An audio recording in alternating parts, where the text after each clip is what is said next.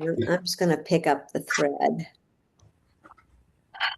So I'm inviting everyone to close your eyes and just find that direct oceanic link, the movement, the loquacious movement of love as it's flowing through your living system. Just becoming aware of your breath, this tidal flow of inhale and exhale. Inhale and exhale, just softening your body and finding your own rhythmic movement. Feeling your roots going down deep into the soil, to the Mother Earth's mantle.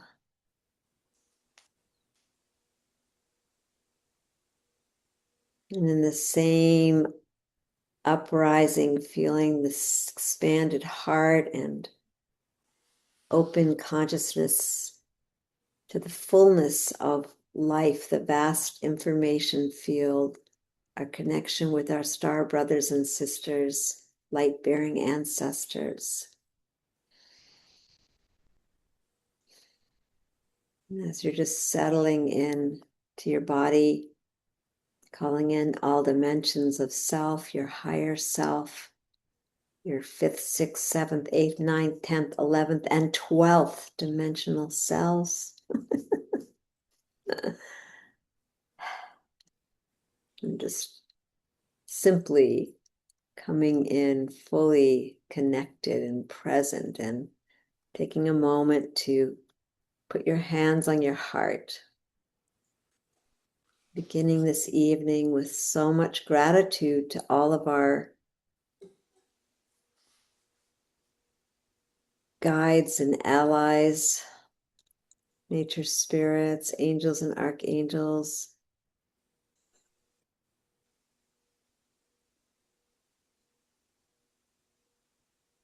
From the underworld to the middle world to the upper world, all just being here to really celebrate with us this journey that we said yes to. We call on the spirit of water, the spirit of Booker Creek. It's been guiding us. Just noticing how that energy feels.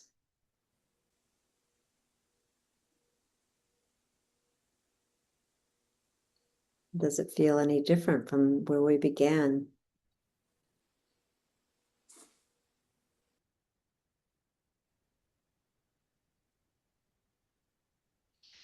And as you're ready, just coming into the center of this beautiful 12 round one, holding our brothers and sisters, Marty and Najma and Shanti Hart and Carol and Jackie.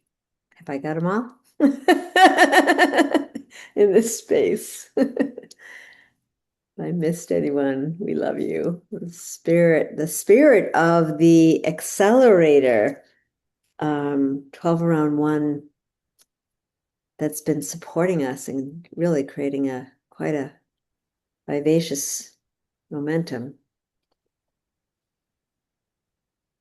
So thank you for coming and seeing this as a time for us to really bring this interconnected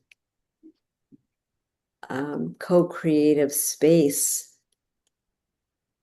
to a completion point, although we know that we stay connected and we listen for what's moving, and yeah, these places become us, become one. We're one with those places and they become part of us. So my beloved Consortium family, I'll just probably break out crying. There were some definite rough parts this week. And simply it became an awareness of where the rigidity was holding, even stubbornness to tradition.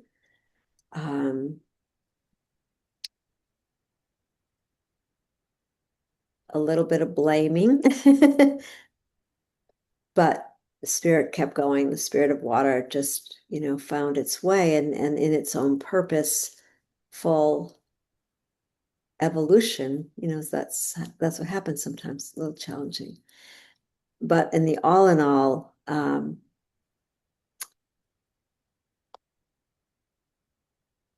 it was really a magnificent day. And some of the I would like to share a little bit of the story via some pictures, and I want you to hear, even though it's a little bit challenging to hear, Carlos. I want you to hear what he had to say because it really brought it all home. And I haven't shared the videos because I can't figure out how to get them shared. So unless anybody has some rightful questions or has something they want to share, which is totally fine, I'll take you through an experience. Anybody? Well, I just want to say thank you. Thank you for being there. And thank you for knowing that each of us are with you when you do something, that you're not alone. And the day that you were there, I felt it all day. So basically, I was in Mother Earth, not in the sky. I was in Mother Earth, I was in the water, and I knew that whatever was happening um, was rising. There were many ancestors in that what I experienced, and I don't experience that very often. But when I do, I know that whatever's happening is for the good of all. So, thank you for being the one who chose to do that. I'm complete. Thank you, Chuck. Anybody else? We're all good. Okay. So I think it's best to share through just whatever picture pops up. Tell the story that goes with that, because even though there weren't, I think Sandra and I expected a lot more people, but I had to make. I went to. I got there sick, and it took me 2 days to sort of recover, and I had to make a decision. I did not go up to that event up in St. Pete, and I had made all these flyers. And Sharon Joyce said she was going to take them and pass them out, but that never really happened, except for one magic thing happened. And that was a choice that I made, knowing full well if I was there, I would have been handing them out to everybody, But that's okay, because this is what was meant to be. And I took care of myself, so that was really important. So let me share the screen and see if I can pull these photos up. Okay. So you can all see this. We're just going to do it this way. So the water. This is the water. What was really incredible was that, is this big enough for you guys? I think that's probably, let's see. I don't know if I can make it any bigger. Yeah, I think that's probably as big as it gets. So what was really amazing, the most magical thing that happened was when I got there, I had no idea. I had made the program gently, but I kept feeling Carlos, who lives in the gas plant, who's known as the last gas plant kid. And he was trying to,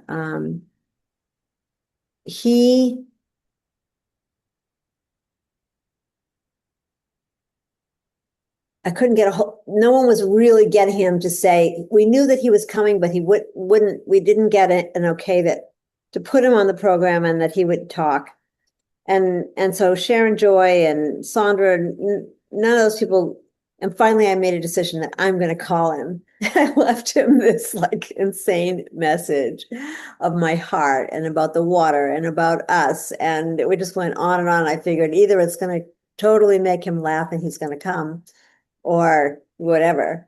And anyway, he called me up. I guess I'll just stop the share for 1 second. He called me up and he said, this is what he said, so endearing. He said, nobody, nobody ever wants to learn about the gas plant. Nobody wants to learn. And he goes, I cannot believe that you came here and that you want to learn more about this place that is my home. And that was the first, like, lay me on the ground right now. Because if nothing else, there was something moving with him in this water. And the bottom line is, he said he would come. And then the second thing, he said, yes, put me on the program. And then he said, I'll get the water. Because I was freaking out. I was like, oh my God, I'm not going up there until Saturday. How am I going to get the water? And he said, I'm going to go get the water, which made total sense, right? That he would be the one to go get the water. And it turned out I got there about 8:30 on Saturday, 8:30 in the morning, and about 8:45 he showed up. And Deb, this will be recorded, so if you do need to go. And there he is carrying this big jar, just sparkling. And he had felt it to go out under the full moon, get up at 5 in the morning and go to the creek, and that would be the time to get the water. You can't make this stuff up, right? It was just amazing. So awesome. So that was How miraculous. old is he? He's like in his 40s. You'll see, I'll show you. Let's see, share screen. So he Okay. grew up there, huh? So he was the one who, and you're going to hear him. He was the one who told, oh, actually, let me stop. Well, when I come to this picture, I'll stop the share and turn it back on. So there's the water. And there's the water again. And I'm not sure what that is. And this is Sandra. We did a small Sandra, myself, my friend Marianne, and Abasi, who you'll see, did a prayer together. I think I have to stop a share and grab the other ones. Hold on. I lost the, hold on 1 second. Grab them from the beginning. Okay. This is, hold on 1 second. Let me just get up. Where did they go? We don't want collections. Okay, here we go.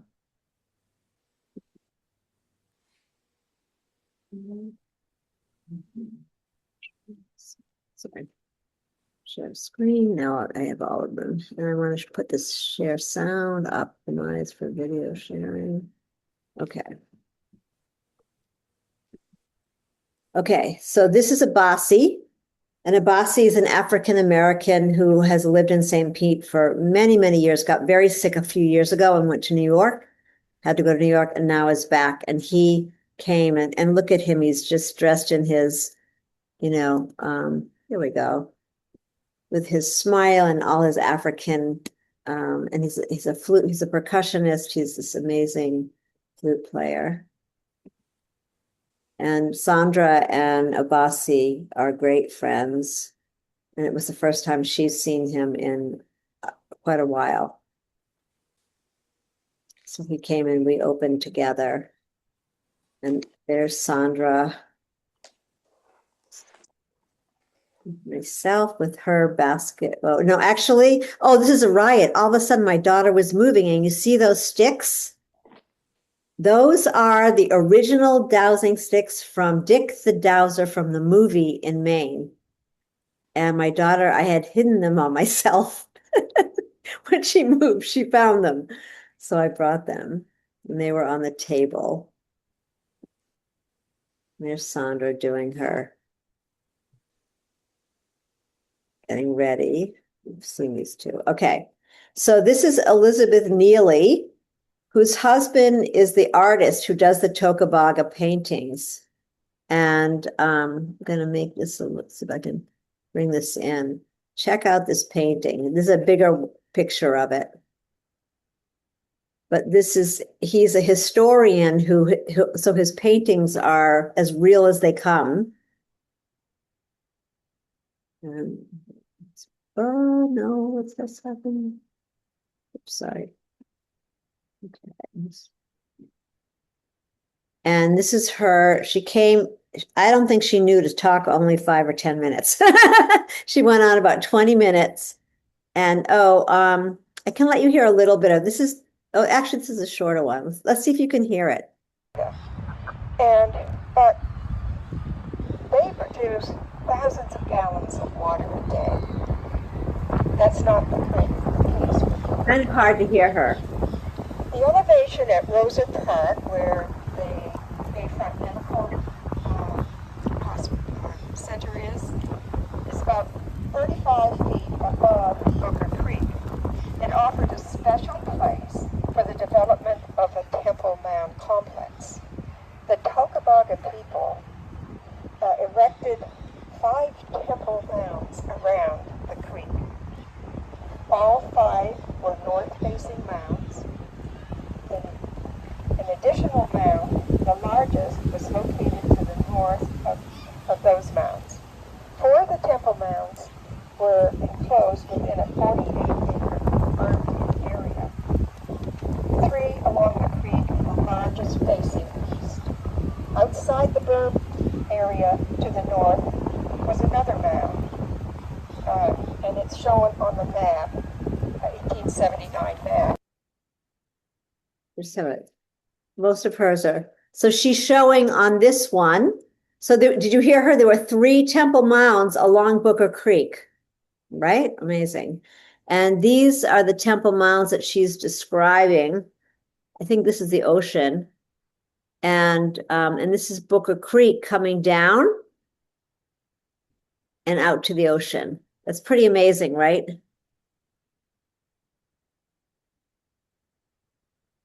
So I'm going to get these pictures. She said she would send them to me so that we can have them. And you can see the elevation, right? So Booker Creek, this is, oh, you know what? Hold on one. Yeah, you can see it. So we're not going to listen to her anymore, but it's a little bit hard to hear her, but hopefully we can hear. Oops, sorry.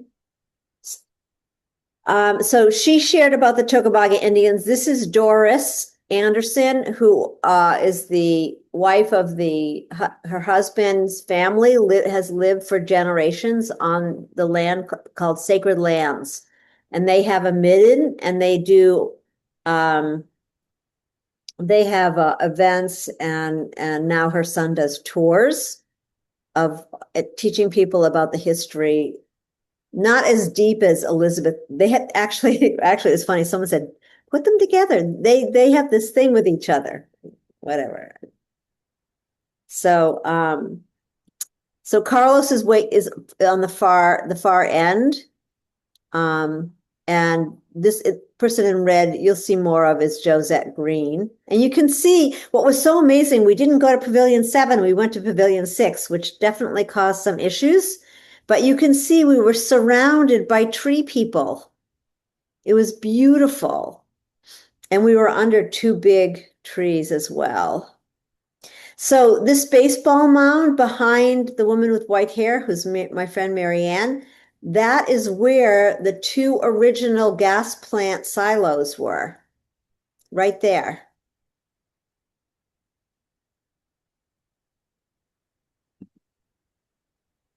I'm going to tell you more about him when we get to him a little bit later.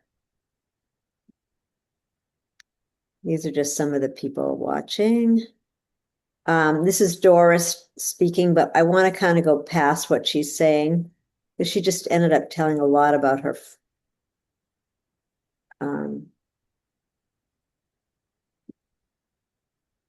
That was the program schedule.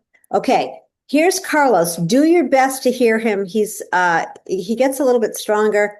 But this is amazing. There are 3 short videos, and if you can pick up anything of what he's saying, and I am going to try to transcribe it. Kid.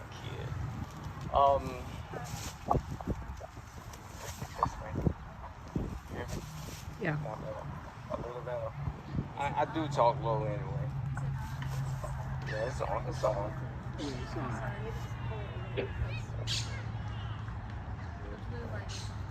Yeah, yeah, it's on. Thank you, sorry. Okay. All right. Wow. Where can I start? I'm just glad to be here. We're glad you're here. You know, and I do get emotional when I'm on this land, because I was born and raised on this land, literally on this land, and I played in Book Creek. You know, this is where I was a kid. You know, and we couldn't go to the beach. You know, because of racial and that kind of stuff that was going on. So we really was redlined into this community. As you will learn if you do. We're trying to get the mic fixed on him so he can.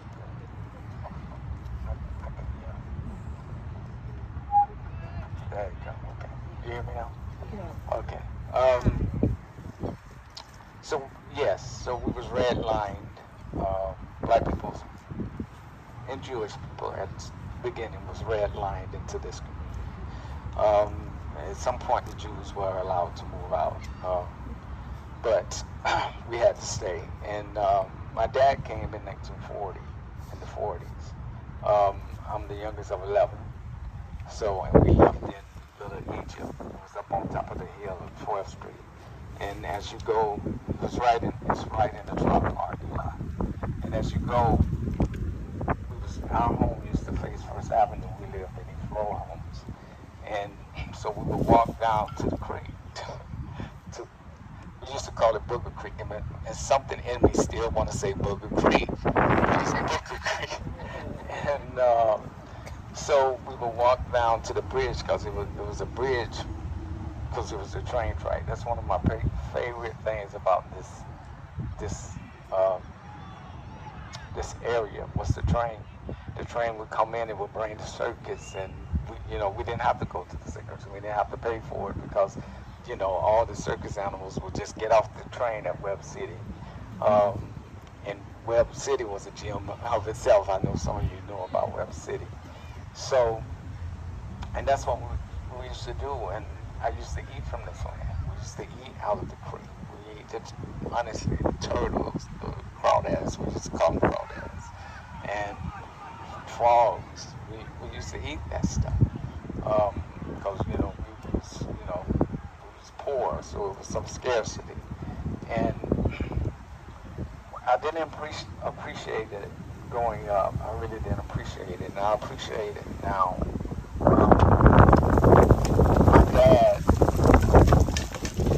My dad, as I see it now, just had magic in his hands because this land was basically, it was a lot of sand, as you can see, a lot of dirt. There was no grass in it. Grass didn't grow.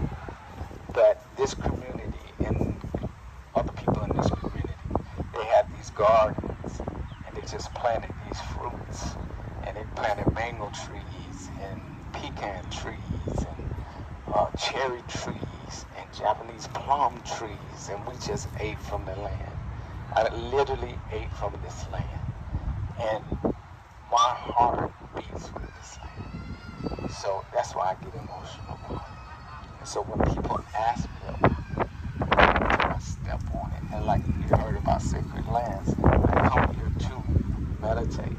I come here to connect. It brings me back to a part of myself. My heart beats with it.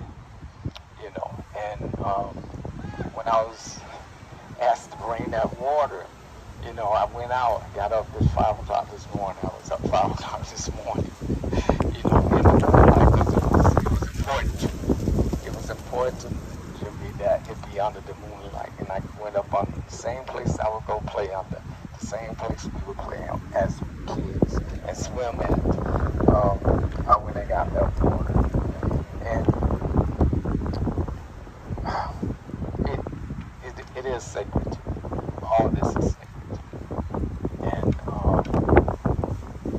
And so when I'm asked to just speak about it, it does a lot for me as a healing piece. I heal every time I talk about it. I heal. But every time I drive past it, I still see the community. I've walked this all of it.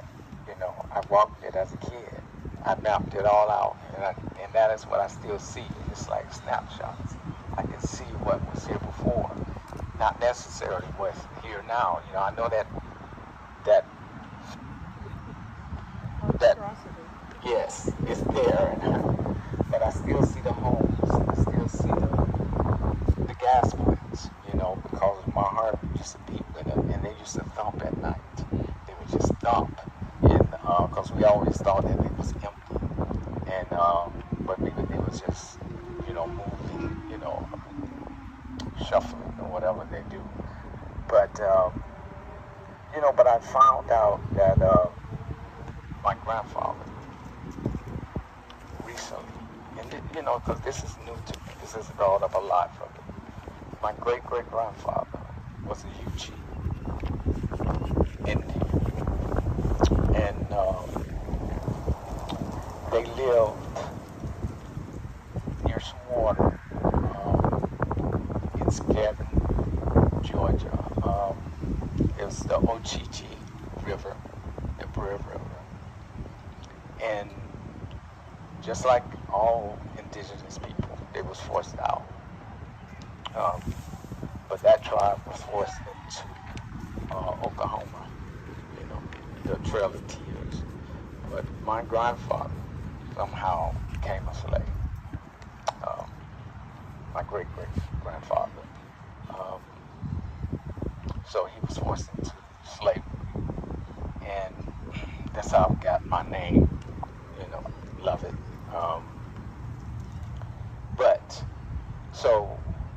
And I say that because I understand why my dad ended up here now. Because I believe that the water did come. And I didn't get that until this moment. Until this, I knew that we was going to be here. I did not get that until now. Why that creek means so much to me. See, because it's been calming and dealing with my family and feeding my family. Feeding my family for decades. And so my dad, like I said, came here to raise us and just to give us a better life. And did not happen. And so I just thought it was a great idea just to show up, and then we asked the land, what does it want? What does it desire? What does the water want? And because I always said that I wanted to keep that water. And I don't care whatever you do to this land. Whatever you do to this land, you keep that water. You allow that water to flow. Because I believe it gives it life. It gives me life. And I can always come back to it. Because I'm going to always come back to it. Always. So, but that's kind of my story. It's not much, but this has just given me hope. It has just given me hope, and I'm building community, and now y'all have me. Y'all are not getting rid of me. I'm telling you, you're not getting rid of me. You're not gonna get rid of me. So, thank you for this opportunity. Thank you for just giving me voice. Thank you.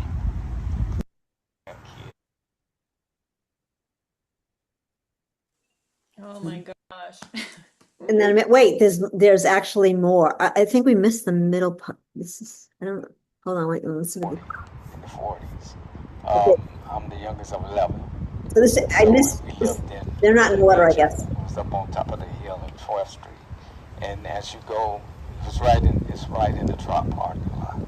And as you go, our home used to face First Avenue. We lived in these row homes.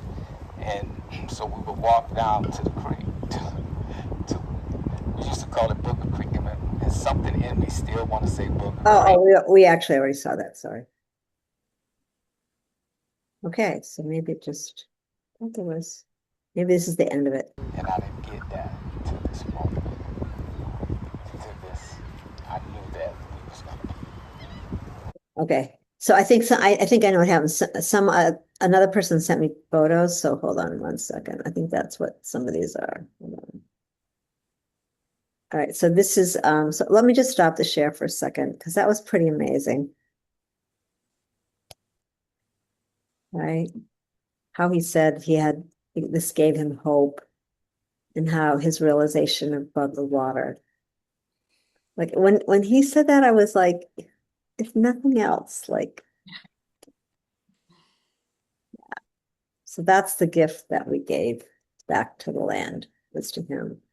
And the magical thing, and I can show more pictures as long as you guys want to stay on,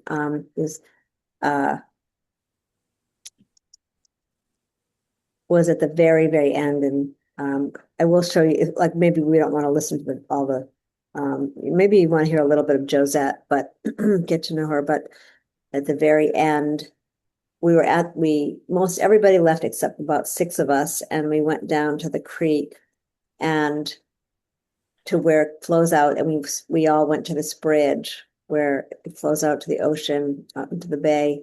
And I was holding the bottle and I was like, oh, about to pour it. And something went like, no, what are you thinking? And Carlos was standing next to me, and I went and I handed him the water and I said, this is yours. This is for you to do. And it was so freaking amazing. And I do have a short clip of the end. It's just to hand him back the water that he brought, the water that he experienced being blessed. So that, yeah, there are actually a couple of more like really amazing little clips. Do you want How to? did you guys bless the water? Did you do it together? So I have videos.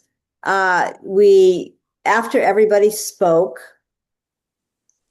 the main people who were speaking, then we had lunch and everybody gathered back around in about 15 minutes. And then we went around and I let every single person share what was moving in them. I'm pretty sure there is a video of that. I think I have. Oh no, audio. I have all the audio, so I will transcribe that. So we passed the water bowl, but I handed them my phone with it. So I was recording each person. It was actually kind of funny. And then at the very end, and Abasi was playing the flute. And I want you to see this amazing thing that he did, because you need to hear what he said while during the he actually played twice, right? So while the water was being passed around and everybody was blessing it in silence, he played flute. And then when it came to him, I handed him the bowl, and I thought he was just going to stop playing and do his blessing, and right. And he didn't stop. And I knew like what was happening. And he brought the flute over to the water, and he just continued to play and play and play into the bowl of water until eventually the way he stopped was he played all the way, and then he started to while he was playing, he brought the flute right to the water. And when he hit the water's edge, then he stopped. I was in another whole zone. In fact, I did something that was not very nice. And I didn't, my friend Sandra, who was doing the ceremony kind of with me, she kept saying, I want to say something, but I was so spaced out from that. I didn't even remember that she said that. So, and then once the water was passed around, I guess right before the water was passed around, he did this thing with the flute, and you have to hear this. It was amazing. Like, I can't even tell you. It was all the angst that was sitting in the land. He spoke it, and the people, and then played the flute, a particular song. Do you want to hear it? Yeah. Right. Marty's planting cherry trees. Okay, so this is Josette. And I don't think she's talking here. She is the historian who does the Black African-American bike tours. And she lives in Campbell Park, and she felt she was amazing help to me. And she was the one, I don't know, let me see somebody's. Moved here and saw the value and the sacredness of this park, I turned all of my research to Campbell Park. So today, not only do I do a bike tour for Black history in our city, but 2 years ago started a walking tour of Campbell Park. So there is so much history in this park. So to tell you, to start off, what was here, and I'm really starting like around 1900. So Campbell Park initially was a 16-acre park, but initially it was just land that wasn't farmed, wasn't being used. And to the east and the west, so it goes to 16th Street, over to MLK, or over to 12th Street, so 12th to 16th. To the east and west of it was sugarcane. To the south of it, 7th Avenue, was citrus. And that, I have some pictures. I don't know if you can see them, or better if I pass it around, or does it not matter? Yeah. What would you Pass prefer? around. Pass around. Pass around.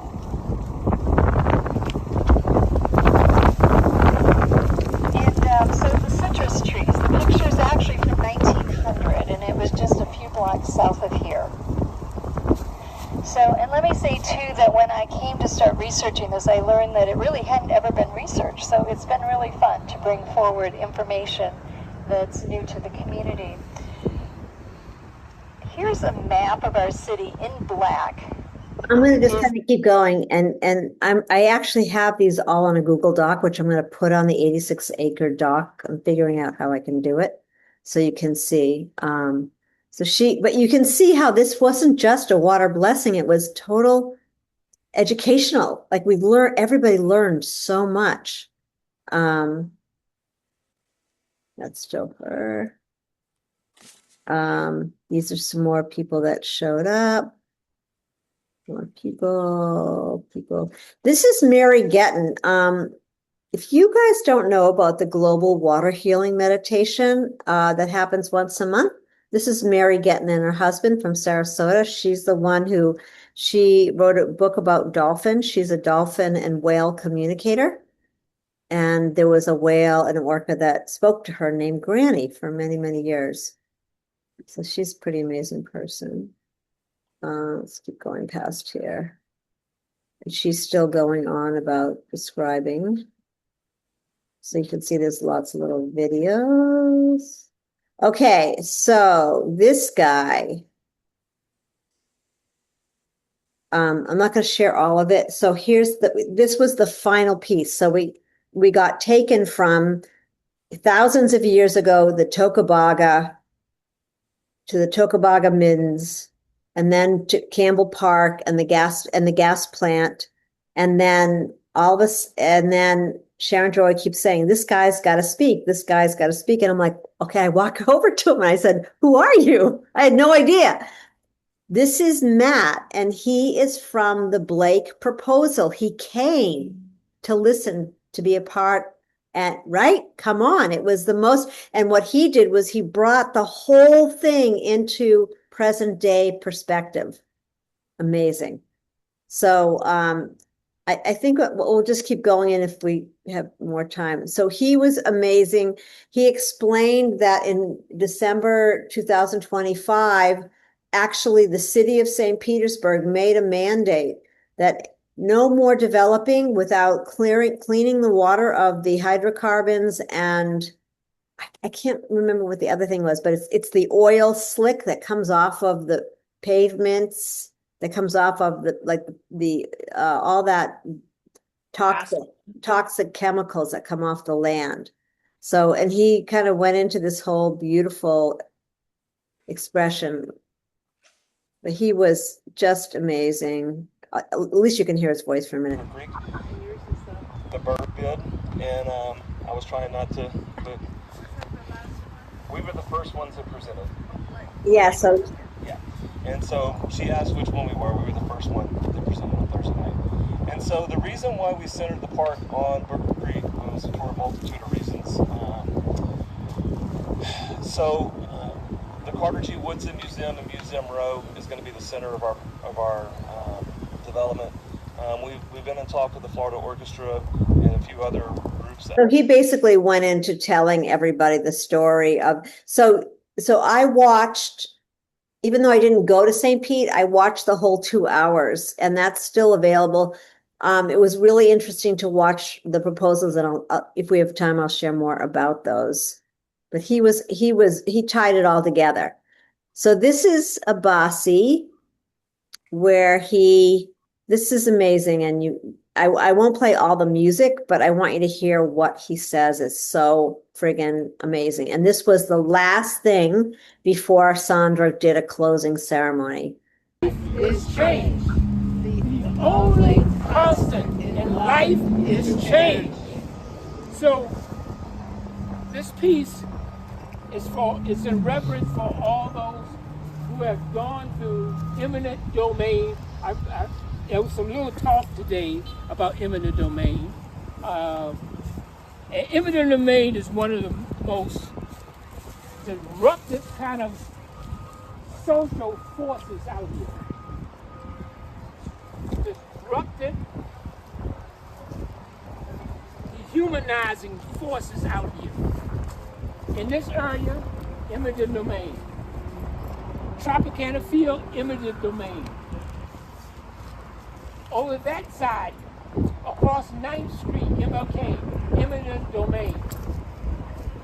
Eminent domain is set up to tell you, you got to hit the road, Jack. You got to get out of here. In so many months, so many weeks, you got to get out of here. We'll pay you a couple of pennies or something. Where you go, hey, that's not our problem. So I think the last eminent domain was over on 22nd. That's where Academy Prep. I had some good friends over in that area. Academy of Prep. I think that's 22nd.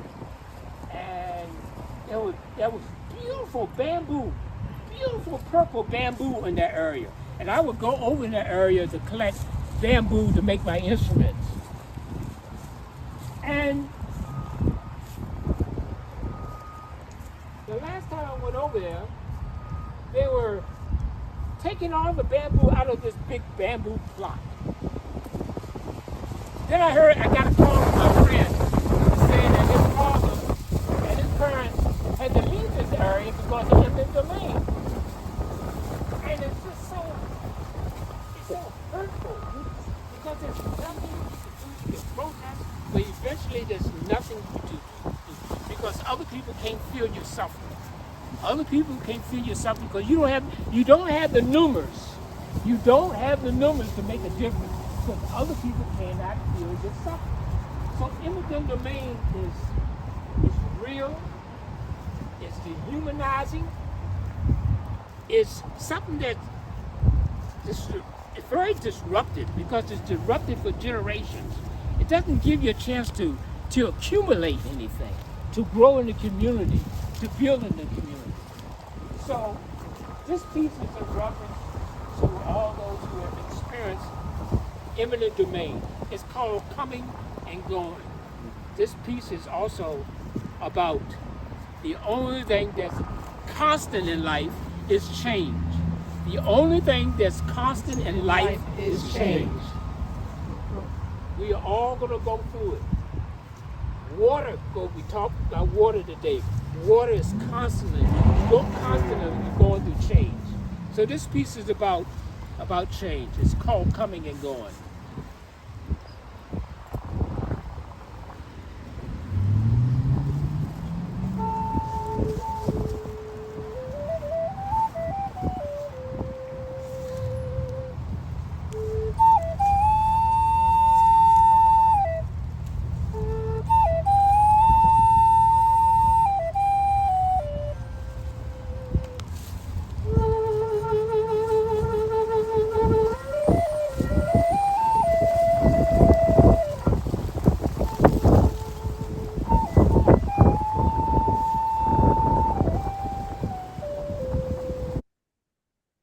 just gonna keep going. This is Sandra with the water bowl, passing it. This is a bowl that was brought by Carlos. Here's the Tocobaga painting. Closer up, closer up. Here's the end of the day, Carlos. Look at that smile. Happy man holding the water, lifting it up. These were some people. This was the last group. This is Sharon Joy with the white hair. Betty and Sanat. Betty is doing a whole water program, Women in Water in Haiti. And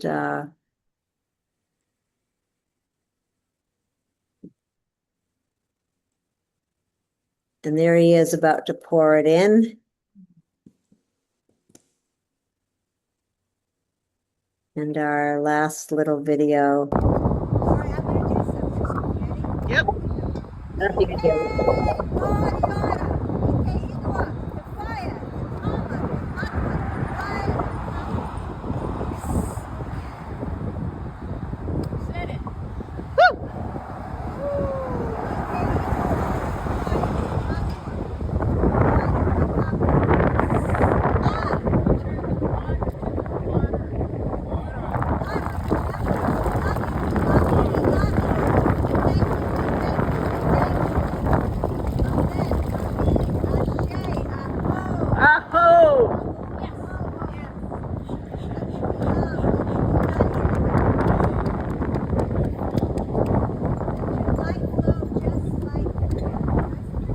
Was a wacko woman.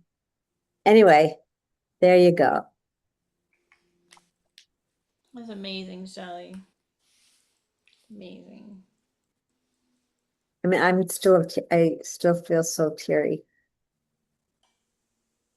And I feel like it was like, it's no words. So really, you are the water. Thank you. So, I mean, just look what happened.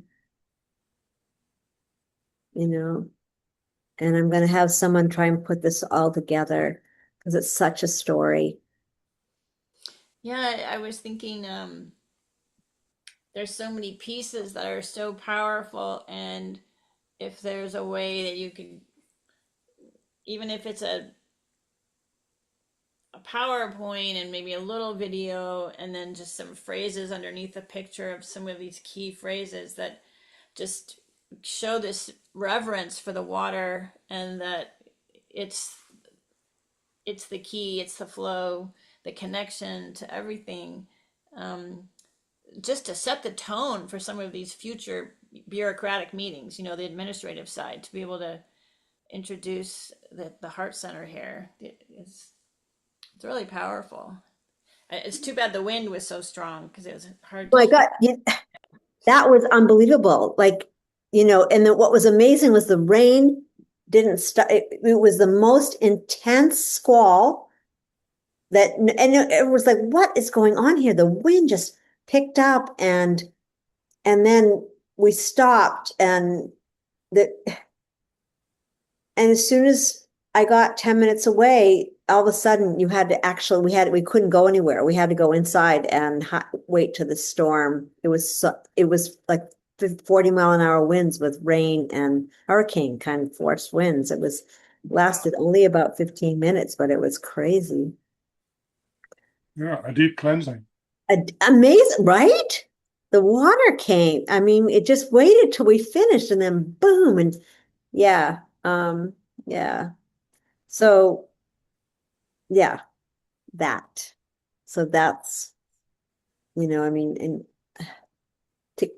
when I go back and I just think about where we started, and how we listened, and what came up the strongest was about the Book of Creek, and that its song went through the whole 8 weeks of us coming together to, eventually have this guy Matt show up from the proposal at the event. And that was like, and Carlos um, so somehow to stay in touch with him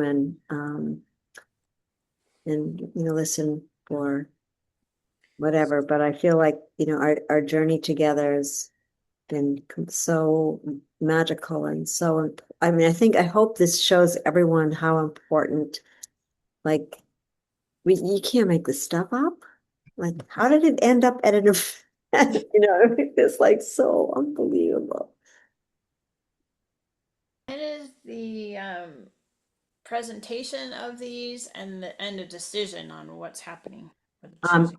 yeah, so I actually just also on that day, I printed out two, I didn't even get to pass them out. It was so windy, it was impossible. I gave them to Sharon Joy. I'm sure they're not gonna, I don't know if they'll ever go anywhere, but I did a daylighting the creek story and and uh sorry, that's someone from Florida. A flyer, and I also did this amazing story that I found. So I'll put that in an email to you guys by this guy named Tom Halleck, who did a whole story in creative loafing on kayaking on Booker Creek, all the way from the top to the bottom, and what his experience was, and that was really amazing. So Maybe yeah, you could start just a Facebook group, Booker Creek, stories of Booker Creek, and not even have to maintain it, but maybe just people could contribute that's an stories. interesting. Well, that's what somebody was asking. So what do we do? But that's a really, and I have to go check. I think there is. So here's the bottom line. Creative Loafing did an 8-part series on Booker Creek. Oh wow. And I actually, what was really bizarre was Julie Armstrong. I I found this thing and I found the guy who wrote it on Facebook. So but what actually it came to me because Julie Armstrong sent me a message saying, Shelley, you haven't credited the person. Do you know there's a book called Voices of Booker Creek? It's actually called I had just learned about 2 days before, called Voices of Booker Creek Side, because that's what they called it. And there's a book, and so I went looking for this guy because she told me who he was, and he's on Facebook. And so I wrote him this whole long message. But if you go to that post on the event, he tells anyway, I'll put it in an email. Like it's the name of a book. And so but the way I find out was from Julie Armstrong in Australia. I had no idea. So there's already a book, and I think there is a Booker Creek water something on Facebook, and I'll go look. But that's a great idea if there isn't, because that would be a way to stay connected and to be feeding some of our information into that. Or you can post a lot of these videos on, if there's already one there, then they already have somewhat of an audience and you can just Right. Yeah. contribute. Yeah. Right. Yeah. So that's a good idea. So anyway, I feel like that's it, folks. Embrace, enjoy, be enlivened. Magic, greatest magic. Thank you to the Waitaha for this inspiration. I mean, that 2015, and here we are with the ancestors, the water, the navigators, right? It's all Thank about you for water. all the time and effort and going down there and pulling all this together. I mean, my gosh, that's Buying a ticket, like something said, buy a ticket. I'm like, buy a ticket. I don't even know if it's like really happening. And I don't know if when my daughter's moving, it was like, buy a ticket. I'm like, okay. It's like, yeah. And it worked. And my daughter moved on May 1st. So spent 2 days moving my daughter and then did the event and then help my daughter. And oh my God, this is the final magic. Are you ready for this? So I told my daughter, she moves into this amazing house. I'm so happy for her. Totally her. And I said, okay, well, I have only one day to douse. I want to do the dousing. And she was kind of like being funny. And I said, why don't you just go take a shower and then come out fresh? And because she'd just been moving all day. She comes back and she said, I know what the issue, I figured it out. And I'm like, what? She said, I need to open my own house. And I said, okay. I said, and I'll teach you what I do. And she goes, great. Hilariously, we start to do, I talk to her about the land acknowledgement, and we go over to this area where trees, which she hadn't been over, on one side of the house. And we started, like, there was like a little bit of arguing. Something was, I don't even know what it was. It was real. And then I looked, and there is the smart meter of the house right between these bamboo. And I'm like, look, this is what happened. So the universe was showing her. And then, she went in, I said, go get the ring. I want to show you. And I showed her what happened. So she was learning about how the rods worked. And then there were two birds of paradise, beautiful bird right there where she wanted to do the opening. So she does the opening. Then we go to the land acknowledgement. Then we go to open the house, and she wants to be taught. And I start teaching her how to open her own house. And we walk in and we do the feng shui, and she's totally present. I mean, this was a dream. I wanted her to come up in May. So it was just a dream of wanting to teach her. Whether she used it or not, at least she would know. And then we went into the house, and just long story short, I taught her how to do the assessment. I taught her to douse. She found the negative vortex. It was the most unbelievable to be able to, I gave her a set of rods, and she was doing all the dousing. Took a little bit to figure out what was her yes and no. We figured it out. And here's the final piece. Are you ready for this? My daughter lived in Israel. She married an Israeli. And when we were doing the Merkaba, and we did all the parts outside, and we come inside, and I had her stand in the center of the house, and I explained why I like people to stand in the center and to envision this counter-rotating field and the crystals talking to her. And all of a sudden, she has this major epiphany. And she said, oh my God, this is a Star of David, isn't it? And I said, yes, except what you're wearing is just a linear. She said, Mom, I had no idea. So her epiphany was about the light, that the Star of David is an eminence of source light. And she has this whole experience of taking her, because she lived in Israel for years. And she all of a sudden realized going all the way back to the Kabbalah, the literal understanding energy, vibration, and light, and how the Star of David is just, the necklaces that they're all wearing, no one ever explained to her, but she had a direct experience of that frequency. Mm. So that's the end of the story. Mm. Can't make stuff up. Passing it on through the generations. Amazing. So I love you guys. Anyone else have anything that they want to? What's up with the white buffalo woman? Um, she never showed up. I will probably talk to her, but she kind of is in a world all her own. And it was never meant to happen. It was weird. Like, she said yes, and not, but I figure at some point it might come back around. And when it does, we'll be there. But maybe she just maybe she got what she needed to get them off the land. To me, like, look what happened here.